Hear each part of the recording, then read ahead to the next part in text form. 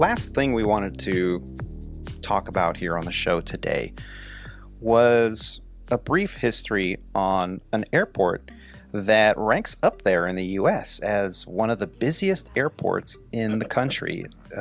Kind of goes between number 2, number 3. We're going to find out a little bit about this airport. And of course, I'm talking about one that's near and dear to my heart, the Los Angeles International Airport.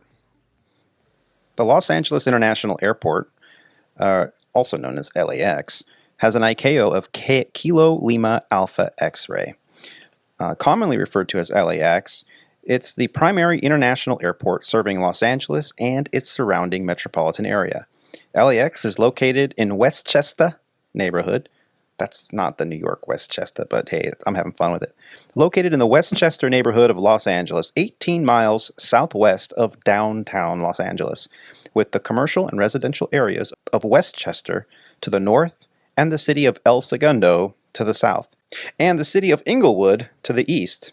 LAX is the closest airport to the west side and the South Bay.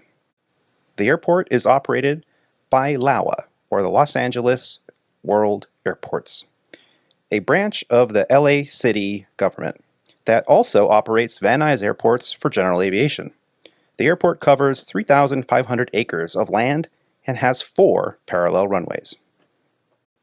In 2019, LAX handled 88,068,013 passengers, making it the world's 3rd busiest and United States' 2nd busiest airport, following Hartsfield-Jackson Atlanta International Airport. As the largest and busiest international airport on the U.S. West Coast, LAX is a major international gateway to the United States and also serves a connection point for passengers traveling internationally, such as East and Southeast Asia, Australasia, Mexico, and Central America. I've never actually heard of that before. The airport holds the record for the world's busiest origin and destination airport because relative to other airports, many more travelers begin or end their trips in Los Angeles than use it as a connection. It is also the only airport to rank among the top 5 U.S. airports for both passenger and cargo traffic. LAX serves as a major hub or focus city for more passenger airlines than any other airport in the United States. Although LAX is the busiest airport in the greater Los Angeles area, several other airports, including Hollywood Burbank Airport, John Wayne Airport, Long Beach Airport, Ontario International Airport, and San Bernardino International Airport, also serve the region, which are the airports, incidentally, that I generally fly into. Excellent. Much more than LAX. Yeah, well, landing fees, right? Actually, it wasn't horrible. I was actually just in LA a couple weeks ago. Oh, really? Nice. Yeah, it wasn't horrible. What's that landing fee at LAX? Do you know? I could tell you. Stand by. He's got that information at his fingertips. And does it depend on the airplane, or like if you land in a 172, is it cheaper than if you land? It's definitely How much space you take up? $450 to land a Dassault. 35.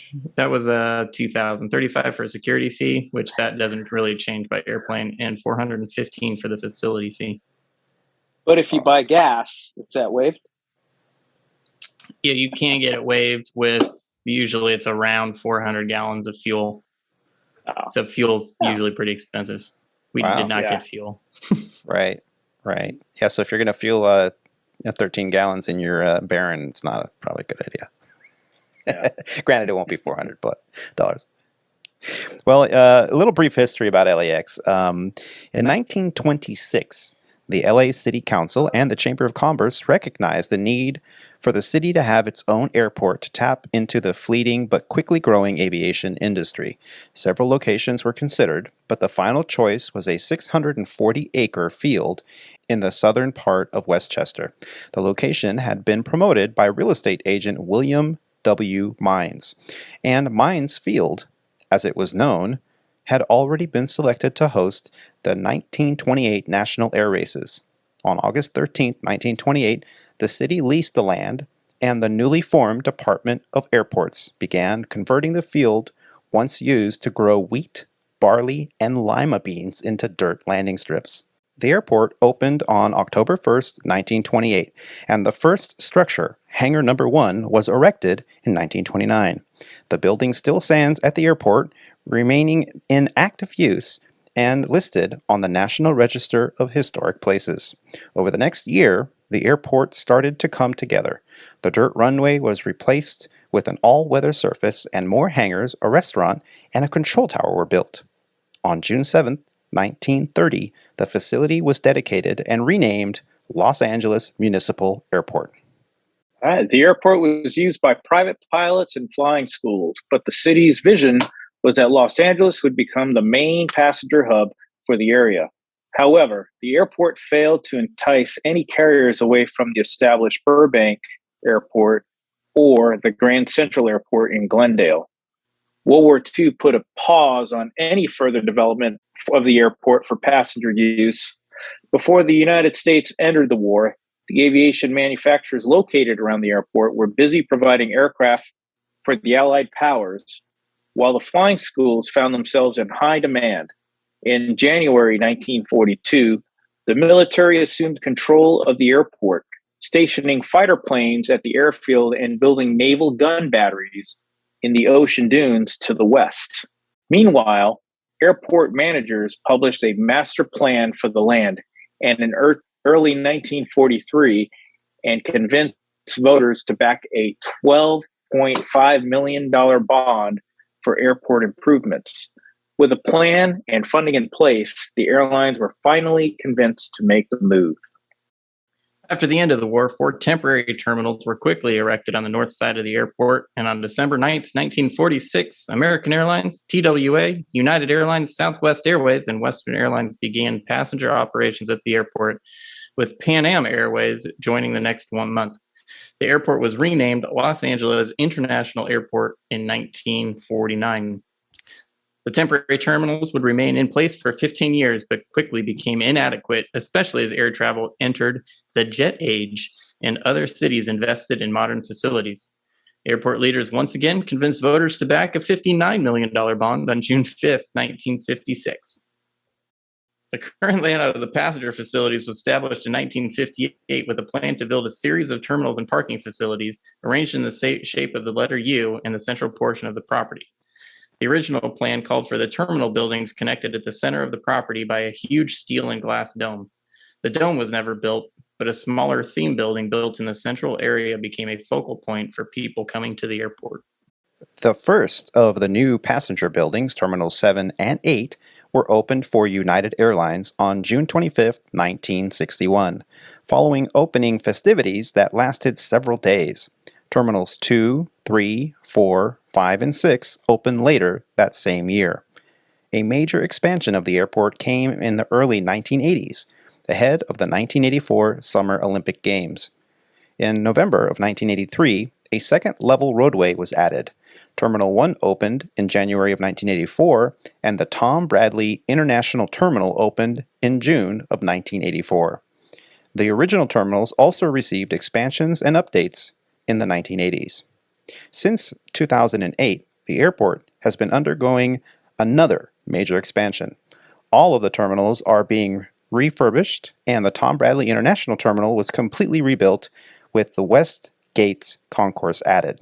All will be connected to the terminal area by the Los Angeles Automated People Mover.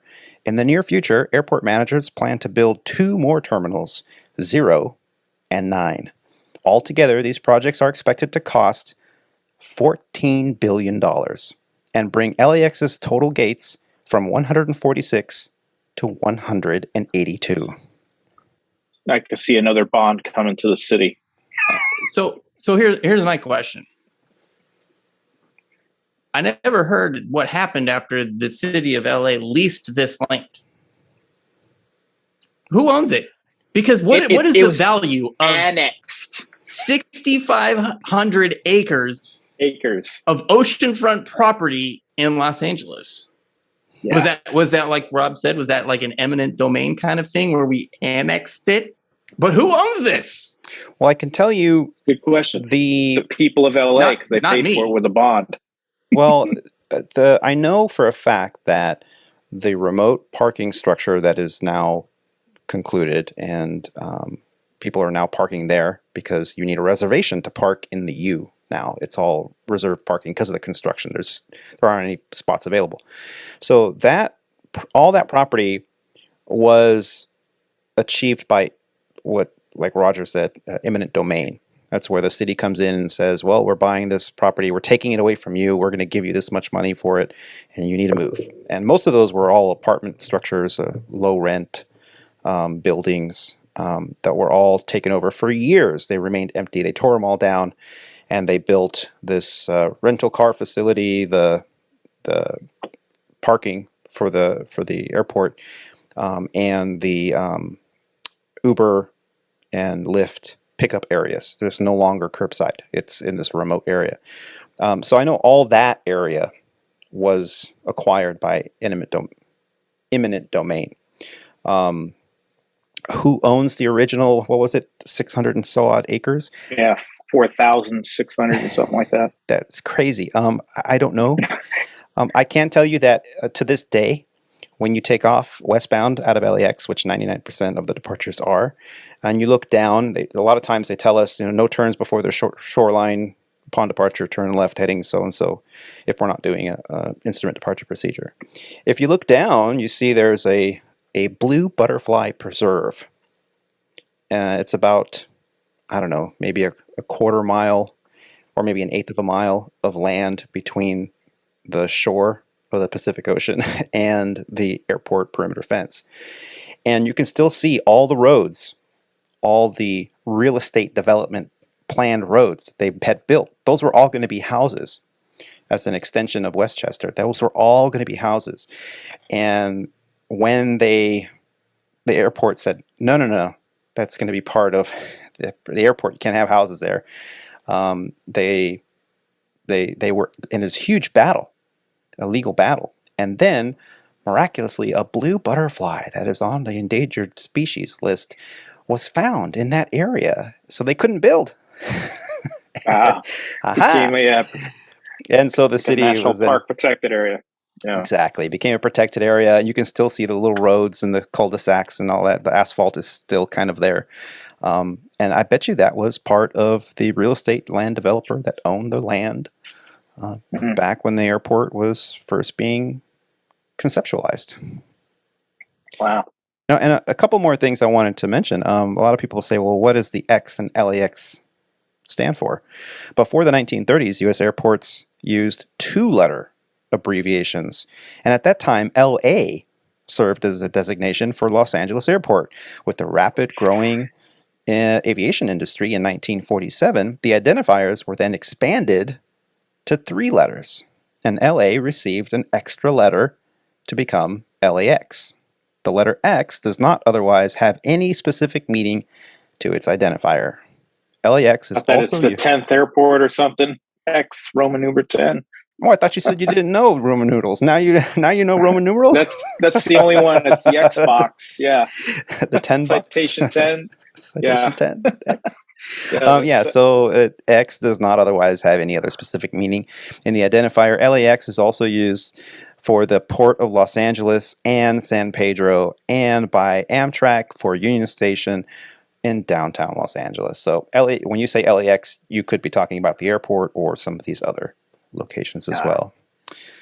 Also, anyone that's gone in and out of LAX has seen the spaceship. Have you seen the spaceship? I have no clue what you're talking about. Oh, well, the spaceship... You're talking about Jetpack Man? No. The spaceship was actually built in 1961. It is a distinctive theme building designed by Pereira and Luckman architects, Paul Williams and the Googie, in the Googie, Googie, Googie, in the Googie style. Okay, sure. It was built in 1961 by Robert E. McKee Construction Company, and it resembles a flying saucer that has had landed on its 4 legs. A restaurant with sweeping views of the airport is suspended beneath two arches that form the legs. The Los Angeles City Council designated the building a Los Angeles Historic Cultural Monument in 1992. A $4 million renovation with retro futuristic interior and electric lighting designed by Walt Disney Engineering was completed before the Encounter restaurant opened there in 1997, but is no longer in business. Visitors are able to take the elevator up to the observation deck of the theme building, which has previously been closed after the September 11, 2001 attacks for security reasons. A memorial of the 9/11 attacks is located on the grounds, as 3 of the 4 hijacked planes were originally destined for Los Angeles. The Bob Hope USO expanded and relocated to the first floor of the theme building in 2018. So, if you've seen the flying saucer, that's what's there now. I have. I just didn't know that's what it was. I didn't know that's what it was called. Yeah. Cool. So, I learned a little bit. Here I have been flying in and out of Los Angeles for close to 2 decades, and I didn't know some of this stuff. Yeah, it's pretty neat. I like those. You learn about some of the airports you're flying to and why they're named that way. Yeah, it's cool. Do you know anything about planes? I flew in the war a long time ago. I wouldn't know anything about it. Do you know anything about planes? Do you know anything about planes? Can you fly this airplane and land it? No, not a chance. No, not a chance. No, not a chance.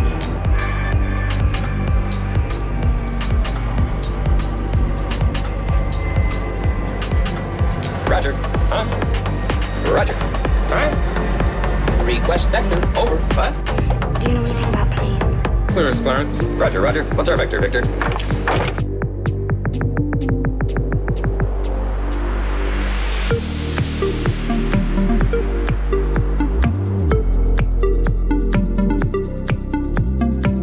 Elite. Best of the best. We'll make you better. We'll make you better. Do you know anything about planes?